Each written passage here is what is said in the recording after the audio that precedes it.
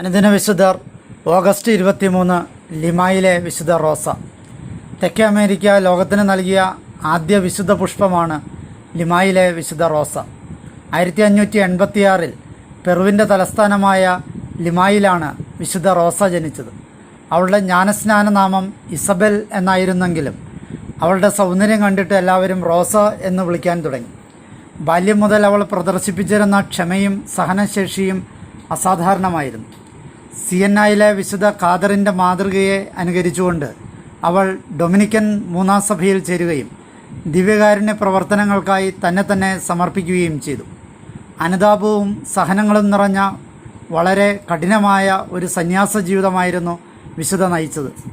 ഇന്ത്യക്കാരെ സുവിശേഷവൽക്കരിക്കുക എന്നതായിരുന്നു റോസയുടെ ആഗ്രഹം. വിശുദ്ധ മാർട്ടിൻ ഡി പോറസ്, വിശുദ്ധ ജോൺ മസിയാസ് എന്നിവർ വിശുദ്ധയുടെ സുഹൃത്തുക്കളായിരുന്നു. അനുതാപത്തിലും നന്മയിലും അധിഷ്ഠിതമായ ഒരു ജീവിതമായിരുന്നു അവൾ നയിച്ചിരുന്നത്. വിശുദ്ധയ്ക്ക് 5 വയസ്സ് പ്രായമുള്ളപ്പോൾ തന്നെ അവൾ തൻ്റെ നിഷ്കളങ്കത ദൈവത്തിനു വേണ്ടി കാത്തുസൂക്ഷിക്കുമെന്ന് ദൃഢനിശ്ചയം ചെയ്തു.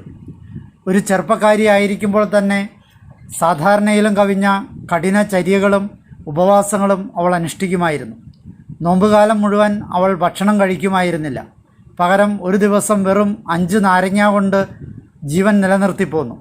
അതിനു പുറമെ പിശാചിൻ്റെ നിരവധി പരീക്ഷണങ്ങൾക്കും വിശുദ്ധ വിധേയമായിട്ടുണ്ട്. വേദനാജനകമായ ശാരീരിക അസ്വസ്ഥതകൾ കൂടാതെ കുടുംബത്തിൽ നിന്നും തന്നെയുള്ള എതിർപ്പുകളും ശകാരങ്ങളും വിശുദ്ധയ്ക്ക് നേരിടേണ്ടി വന്നിട്ടുണ്ട്. എന്നാൽ താൻ അർഹിക്കുന്നതിലും അധികമായി ദൈവം തന്നെ പരിപാലിക്കുന്നു എന്ന് പറഞ്ഞുകൊണ്ട് അവൾ ഇതിനെയെല്ലാം സന്തോഷപൂർവ്വം സ്വീകരിച്ചു. ഏതാണ്ട് 15 വർഷത്തോളം അവൾ കഠിനമായ ആത്മീയ സഹനങ്ങളും ഒറ്റപ്പെടലുകളും സഹിച്ചു. 1617 ഓഗസ്റ്റ് 24 പരിശുദ്ധ കന്യകയുടെ കാവൽ മാലാഹ അവളെ തൻ്റെ സ്വർഗീയ മണവാളൻ്റെ പക്കലേക്ക് കൂട്ടിക്കൊണ്ടുപോയി. 1671 ക്ലെമൻ്റ് 10 പാപ്പയാണ് റോസയെ വിശുദ്ധയായി പ്രഖ്യാപിക്കുന്നത്. തൻ്റെ വിശുദ്ധീകരണ ലേഖനത്തിൽ പാപ്പ ഇപ്രകാരം പറഞ്ഞിരിക്കുന്നു: പെറു കണ്ടുപിടിക്കപ്പെട്ടതിന് ശേഷം ഇതുവരെ അനുതാപത്തിന് വേണ്ടി ഇത്രത്തോളം ജനകീയ ആവേശമുളവാക്കിയ മറ്റൊരു പ്രേക്ഷിത ഉണ്ടായിട്ടില്ല.